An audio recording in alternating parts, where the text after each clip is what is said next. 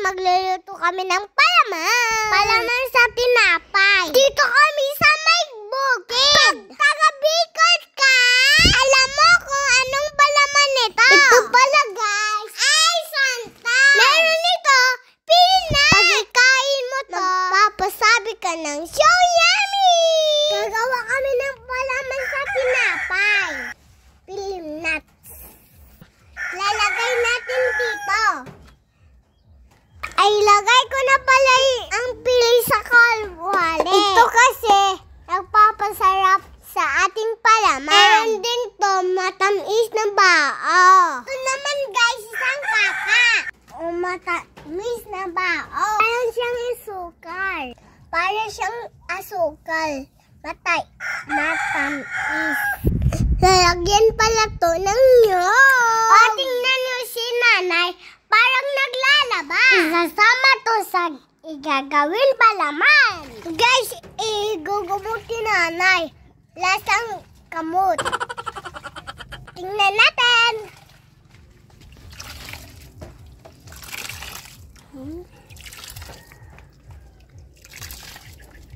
Lagataan pala to guys. May marami dapat nyog kailangan. Itikman ko ang peanut kung masarap. Ilagyan na pala kay nanay ng nyog. Ilagay na sa kawali. Ilalagyan na guys ng gatas. Tingnan nyo.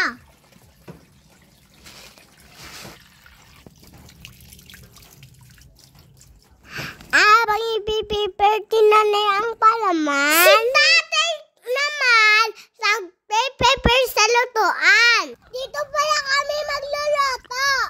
Tatay nagkukuha sa bato. Dito kami magluluto. Takad lagyan ng bato. Lalagyan na ng apoy. Ito gagamitin namin pang gato. Ng balat ng pili. Pag may apoy na, ilalagay na namin yung kalawali. Magluluto na tayo guys. Habang di pa mahinit, ako na muna naghahalo. Masarap nito pag naluto na. Natin kung masarap, hindi pa pala masarap. Dito, si nanay na magluluto. Papakuluan lang po ito. Matagal pagluluto.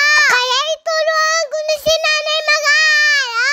Guys, nagduduyan ako kasi tagal kasi maluto. Nanghinit pala pa noon dito sa amin. Sa bukid kami, kaya sombang init. Ito pala guys, malapit na maluto. Alo-aloin pala to ng matagal. Maluluto na guys. Ay naku kay mami. Puro pakit lang. At sa wakas, luto na po. Sombang baon nito guys. Masarap. Luto na ang mga palaman. Guys, tagay na natin ang palaman.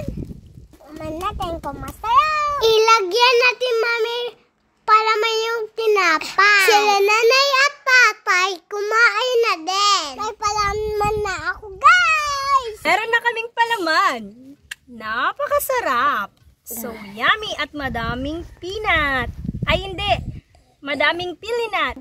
Ang palaman namin, hindi titinda. Guys, comment below nga kaya kung nakakain na kayo ganito na palaman.